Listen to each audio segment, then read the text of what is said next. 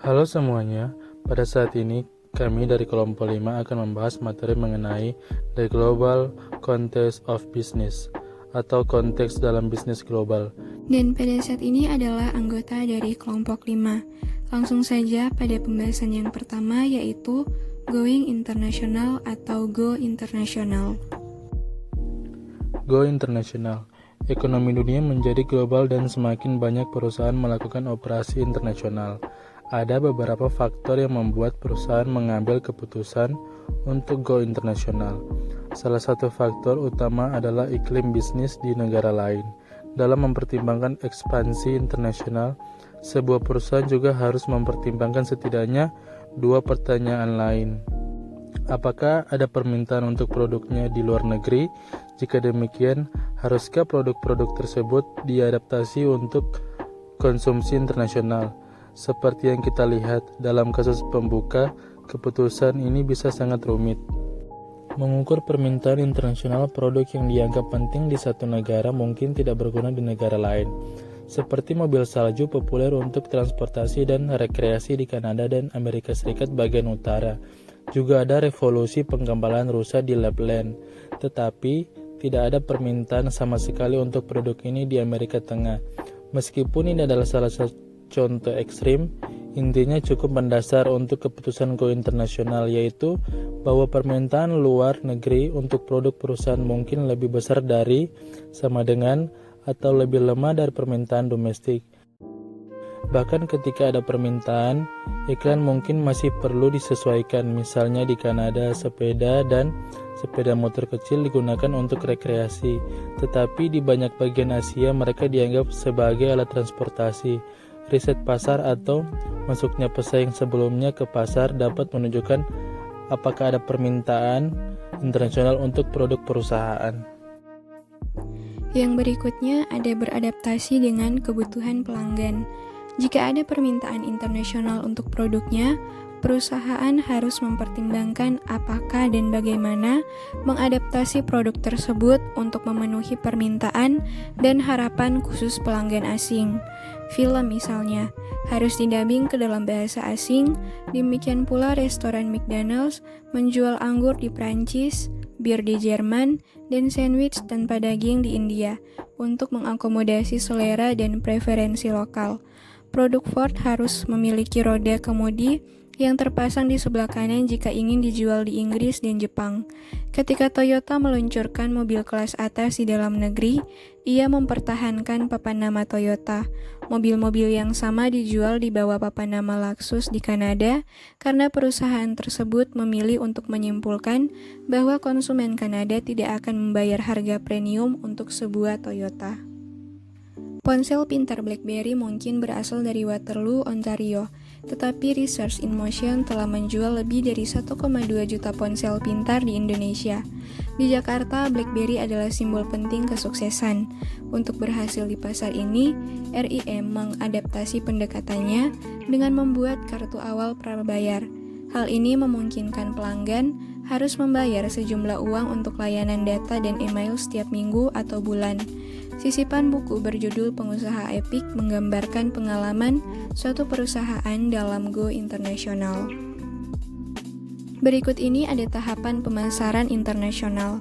Yang pertama, ada menentukan perlu atau tidaknya Go International. Yang kedua, menentukan pasar mana yang akan dimasuki. Yang ketiga, menentukan bagaimana cara memasuki pasar yang dipilih. Yang keempat, menentukan program marketing yang akan dijalankan. Yang kelima, menentukan organisasi marketing yang akan dipakai. Tingkat keterlibatan dalam bisnis internasional atau levels of involvement in international business. Setelah sebuah perusahaan memutuskan untuk go internasional, ia harus memutuskan tingkat keterlibatan internasionalnya. Beberapa opsi tersedia. Pada tingkat yang paling dasar, sebuah perusahaan dapat bertindak sebagai eksportir atau importir, berorganisasi sebagai perusahaan internasional, atau beroperasi sebagai perusahaan multinasional. Sebagian besar perusahaan industri terbesar di dunia adalah perusahaan multinasional. Ada beberapa level yang dapat dipilih perusahaan, yaitu 1. Eksportir dan importir. Eksportir adalah perusahaan yang mendistribusikan dan menjual produk-produk kepada satu atau lebih negara asing, sedangkan importir membeli produk-produk di pasar luar negeri dengan tujuan dijual kembali di negaranya. Kedua jenis perusahaan ini merupakan level keterlibatan terendah dalam operasi internasional. Aktivitas ekspor adalah biasanya terjadi ketika suatu negara sudah mampu memproduksi barang atau jasa yang jumlahnya besar dan kebutuhan di dalam negeri sudah mencukupi. Impor seperti pedang bermata dua, bisa memberikan manfaat namun juga menimbulkan kerugian, terutama untuk produsen di dalam negeri karena bisa kalah bersaing dengan produk impor baik dari sisi harga maupun kualitas. Selain itu, impor adalah aktivitas mengurangi cadangan devisa negara yang bisa membuat neraca perdagangan negara mengalami defisit. 2. Perusahaan internasional. Setelah perusahaan mendapat pengalaman dan berhasil sebagai eksportir dan importir, mereka dapat berpindah ke level keterlibatan berikutnya sebagai perusahaan internasional. Perusahaan ini menjalankan sebagian besar bisnisnya di negara-negara asing. Beberapa dari mereka juga menjalankan fasilitas manufaktur di luar negeri. Perusahaan internasional sebagai perusahaan mendapatkan pengalaman dan sukses sebagai eksportir dan importir, mereka dapat pindah ke tingkat berikutnya keterlibatan. Sebuah perusahaan internasional melakukan sebagian besar bisnisnya di luar negeri. Perusahaan internasional juga memelihara fasilitas manufaktur di luar negeri, tetapi fokus utama mereka tetap pada pasar domestik mereka. Contoh perusahaan ini adalah Walmart dan BMW. 3. Perusahaan multinasional. Perusahaan multinasional merupakan level keterlibatan tertinggi yang dapat dipilih perusahaan. Perusahaan multinasional yaitu merancang, memproduksi, dan memasarkan produk-produk di banyak negara. Contoh perusahaan multinasional adalah Nestle, Ford, dan ExxonMobil. Sebagian besar perusahaan multinasional biasanya tidak menganggap diri mereka memiliki divisi domestik dan internasional. Sebaliknya, perencanaan dan pengambilan keputusan diarahkan ke pasar global 21 lokasi kantor pusat, hampir tidak relevan. Pentingnya ekonomi perusahaan multinasional tidak boleh diremehkan. Pertimbangkan misalnya dampak ekonomi dari 500 perusahaan multinasional terbesar. Perusahaan multinasional mempekerjakan jutaan orang, membeli persediaan, suku cadang, peralatan, dan bahan dari ribuan perusahaan lain, dan membayar miliaran dolar dalam bentuk pajak.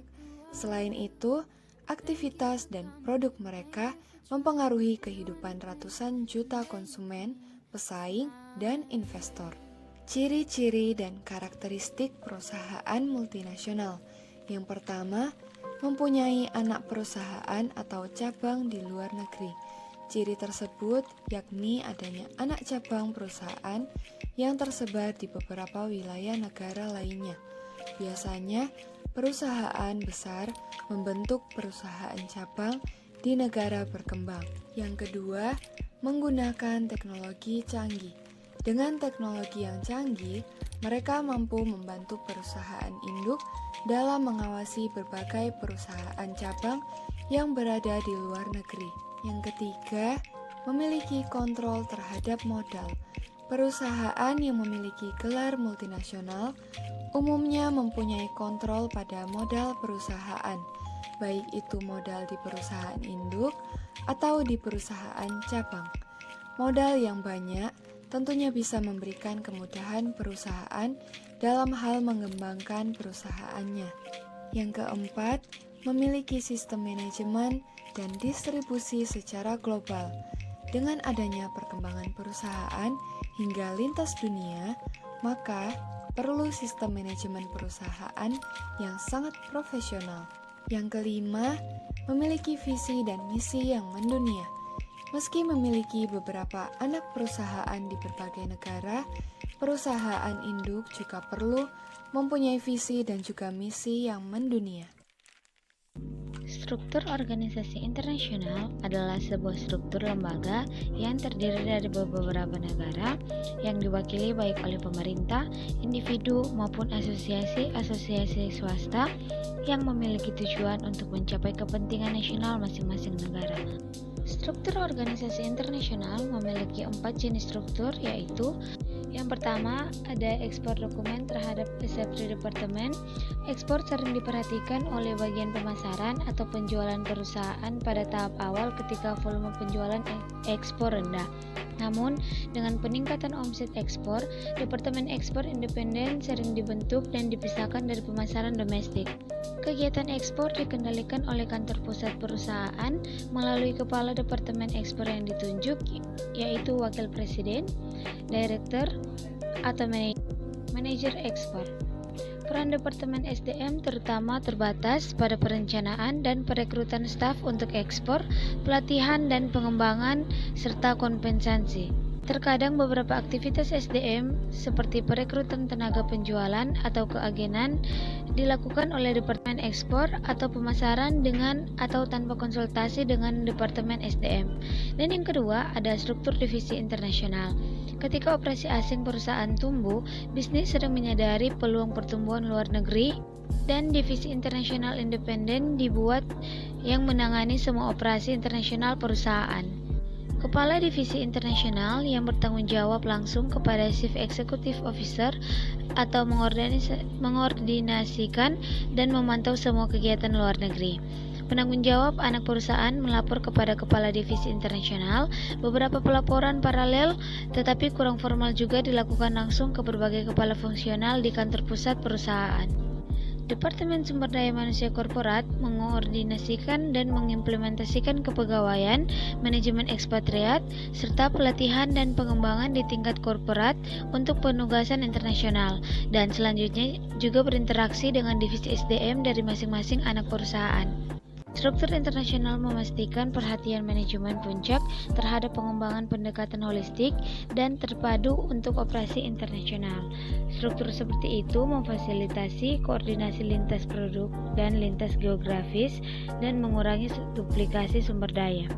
Meskipun struktur internasional memberikan otonomi yang jauh lebih besar dalam pengambilan keputusan, struktur ini sering digunakan selama tahap awal internasionalisasi dengan rasio penjualan domestik dan asing yang relatif rendah, produk asing serta keragaman geografis yang terbatas.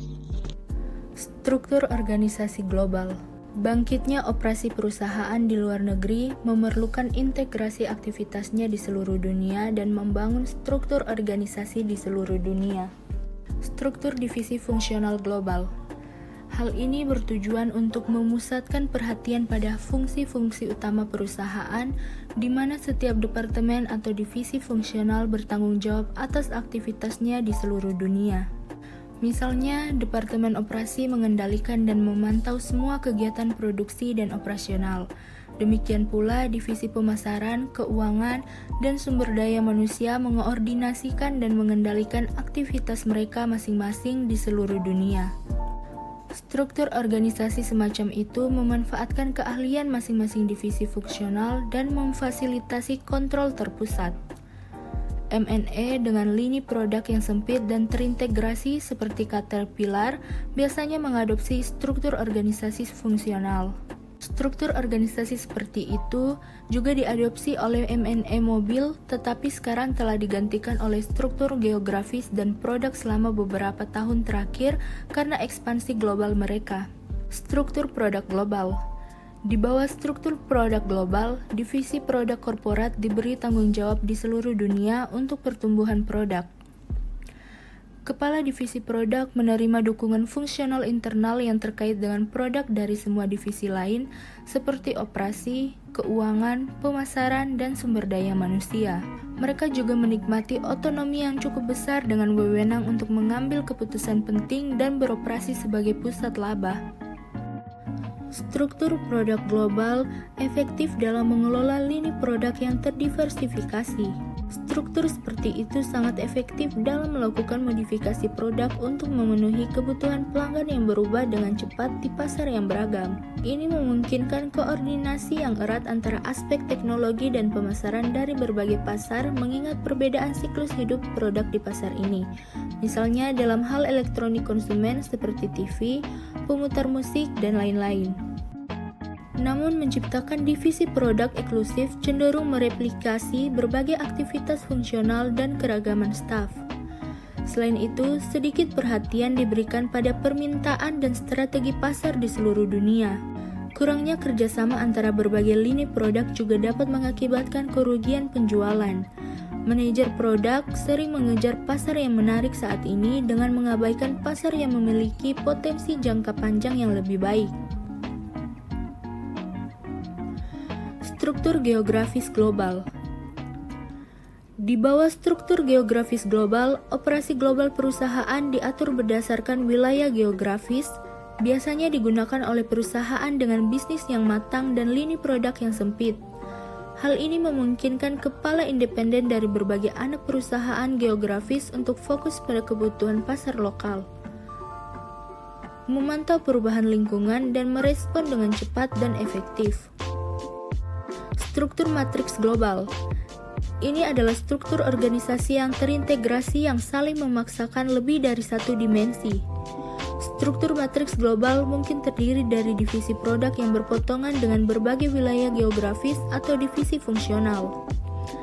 Tidak seperti struktur divisi fungsional, geografis, atau produk, struktur matriks berbagi kendali bersama atas berbagai aktivitas fungsional perusahaan. Evolusi struktur organisasi global. Struktur organisasi sering menunjukkan pola evolusi, tergantung pada globalisasi strategis mereka. Evolusi historis pola organisasi menunjukkan bahwa pada fase awal internasionalisasi, sebagian besar perusahaan memisahkan departemen ekspor mereka dari pemasaran domestik atau memiliki divisi internasional yang terpisah.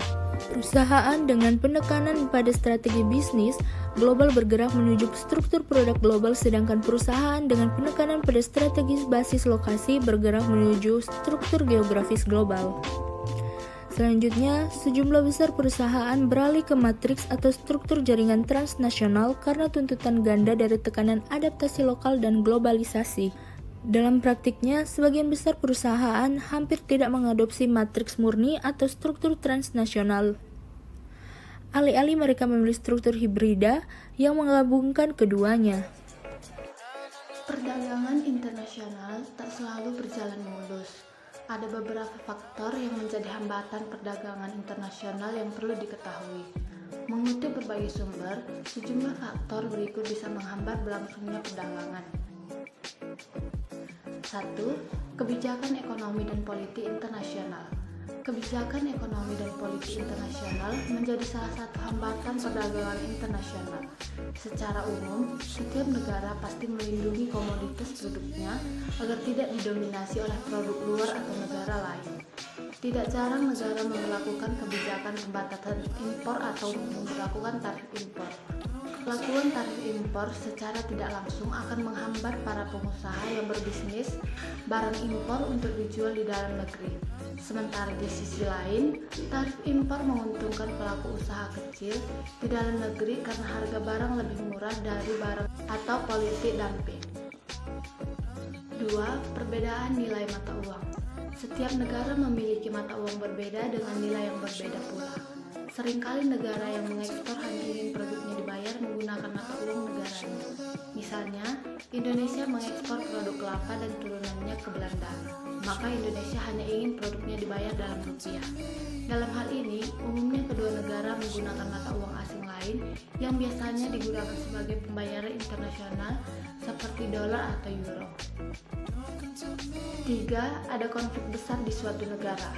Dalam hal ini, konflik merujuk pada situasi politik dalam negeri seperti kerusuhan etnis, peperangan, kudeta, dan sebagainya. Risiko keamanan yang tidak pernah terjamin berpengaruh terhadap proses transaksi jual-beli. 4. Birokrasi yang bertele-tele. Setiap kegiatan ekspor dan impor harus melalui birokrasi pemerintahan. Semakin pelik sistem birokrasi, maka semakin lama waktu yang diperlukan untuk melakukan kegiatan ekspor dan impor. Sebagai imbasnya, kepercayaan penjual dan pembeli akan menurun hingga menghambat aktivitas perdagangan. 5. Rendahnya kualitas SDM. Tingkat pendidikan berpengaruh terhadap kualitas produksi. Jika suatu negara kaya akan hasil alam, namun tidak memiliki SDM yang memadai untuk mengelolanya, maka produk yang dihasilkan juga akan bernilai rendah. Hal itu tentu akan berdampak pada nilai jual hingga sulit bersaing dengan produk serupa yang diproduksi negara lain. 6. Organisasi ekonomi pada regional tertentu. Hambatan perdagangan internasional lainnya disebabkan karena perdagangan dikhususkan atau terbatas bagi negara anggota-anggota organisasi. Dengan begitu, negara luar yang memiliki kualitas produk bagus tidak bisa menjual produknya ke negara anggota tersebut. Begitu pula sebaliknya. Itulah sejumlah hambatan perdagangan internasional. Setiap faktor tentu memiliki kekurangan dan kelebihan masing-masing. Elemen lingkungan politik relevan adalah peranan pemerintah dalam perekonomian, ideologi ekonomi dan politik, hubungan internasional, dan hubungan antara pemerintah dan bisnis pada umumnya. Para ahli politik biasanya melihat pada variabel lainnya karena mereka berminat terhadap perilaku politik dan organisasi menurut pengertian harfiahnya. Bukannya bagaimana kaitan semua faktor itu dengan kegiatan bisnis. Lingkungan politik telah diakui sebagai faktor penting dalam banyak keputusan bisnis internasional. Studi menunjukkan bahwa nasionalisme dan perundangan dengan pemerintah dianggap sebagai masalah pokok bagi manajemen internasional. Sistem politik merupakan sistem pemerintahan di suatu negara. Ada yang bersifat kolektif, demokrasi, totaliter, individualis. Sistem hukum aturan yang mengukur perilaku. Contohnya dalam BI, HKI, karya-karya yang dilahirkan atau dihasilkan atas kemampuan intelektual manusia, baik melalui curahan tenaga, pikiran, dan daya cipta. Rasa serta karsanya sudah sewajarnya diamankan dengan menumbuh kembangkan sistem perlindungan hukum atas kekayaan tersebut yang dikenal sebagai sistem hak kekayaan intelektual atau HKI. HKI merupakan cara melindungi kekayaan intelektual dengan menggunakan instrumen-instrumen hukum yang ada, yakni hak cipta, paten, merek, dan indikasi geografis, rahasia dagang, desain industri, desain tata letak, sirkuit terpadu, dan perlindungan varietas tanaman. Instrumen hukum melindungi HKI atau proteksi, patent, copyright, trademark. A. Memberikan kejelasan hukum mengenai hubungan antara kekayaan dengan inventor, pencipta, desainer, pemilik, pemakai, perantara yang menggunakannya, wilayah kerja pemanfaatannya, dan yang menerima akibat pemanfaatan HKI untuk jangka waktu tertentu. B. Memberikan penghargaan atas suatu keberhasilan dari usaha atau upaya menciptakan suatu karya intelektual.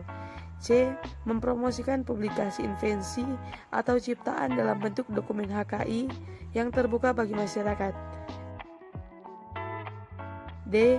Merangsang terciptanya upaya ahli informasi melalui kekayaan intelektual serta ahli teknologi melalui paten. E. Memberikan perlindungan terhadap kemungkinan ditiru karena karya intelektual karena adanya jaminan dari negara bahwa pelaksanaan karya intelektual hanya diberikan kepada yang berhak. Proteksi terhadap kekayaan intelektual antar negara berbeda-beda, di mana negara yang sering melakukan pelanggaran yaitu antara lain China, Thailand, dan Indonesia. Oleh karena itu, perlu adanya yang pertama, produk safety memuat aturan hukum yang berisi standar-standar yang harus dimiliki sebuah produk. Yang kedua, produk liability, tanggung jawab yang harus dipenuhi perusahaan jika produknya mengakibat efek negatif kepada konsumennya. Aturan hukumnya perdata atau pidana.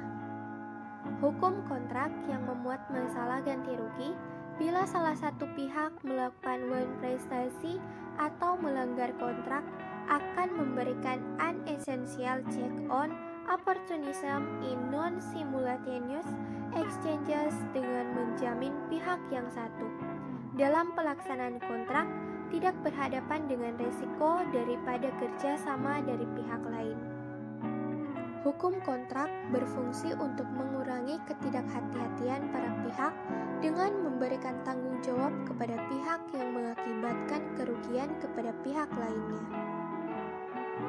Fungsi hukum kontrak dari sudut pandangan ekonomi adalah memformulasikan seperangkat ketentuan yang merupakan alasan yang memanfaatkan dalam pelaksanaan kontrak, sehingga dapat dilaksanakannya efficient exchanges, tetapi tidak mendorong pelaksanaan inefficient exchanges yang tidak memenuhi kriteria efisiensi Pareto. Common law. Dalam pembuatan kontrak di sistem common law, para pihak memiliki kebebasan untuk menyepakati persyaratan yang diinginkan, sepanjang persyaratan tersebut tidak melanggar kebijakan publik ataupun melakukan tindakan yang melanggar hukum. Jika ada persyaratan tertentu yang tidak tercakup, hak dan kewajiban yang wajar akan diterapkan, diambil dari ketetapan hukum yang ada atau praktik bisnis yang biasa dijalankan oleh para pihak atau industri. Dan yang terakhir, civil law. Kebanyakan negara yang tidak menerapkan common law memiliki sistem civil law. Civil law ditandai oleh kumpulan perundang-undangan yang menyeluruh dan sistematis, yang dikenal sebagai hukum yang mengatur hampir semua aspek kehidupan. Demikianlah pembahasan mengenai the global context of business atau konteks bisnis global dari kami kelompok 5. Kiranya materi ini dapat bermanfaat bagi kita semua, dan mohon maaf jika ada salah kata. Kami dari kelompok 5 mengucapkan terima kasih.